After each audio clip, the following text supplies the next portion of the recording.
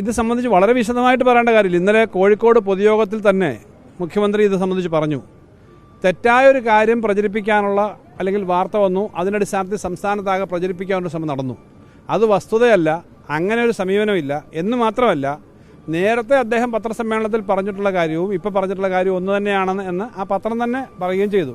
അപ്പോൾ അതിനകത്ത് വേറൊരു വിവാദം ഉണ്ടാവേണ്ട കാര്യമില്ല. കേരളത്തിലെ ഏതെങ്കിലും ഒരു മേഖലയോ ഏതെങ്കിലും ഒരു പ്രദേശത്തെ ആളുകളെയോ മോശപ്പെടുത്തുന്ന സമീപനമോ തെറ്റായി പറയുന്ന സമീപനമോ ഇടതുപക്ഷ ജനാധിപത്യ മുന്നണിക്ക് ഇല്ല.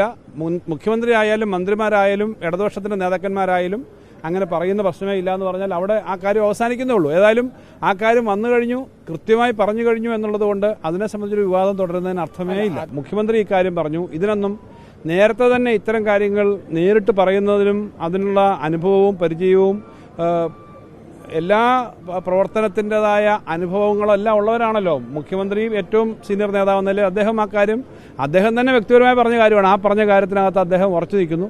അദ്ദേഹം പറയാത്ത കാര്യങ്ങൾ അത് ശരിയല്ല, അങ്ങനെ പറഞ്ഞിട്ടില്ല എന്ന് പറഞ്ഞു. പത്രവും അതിനെ സംബന്ധിച്ച് പറഞ്ഞു. അവിടെ തീരുന്നു ആ കാര്യം.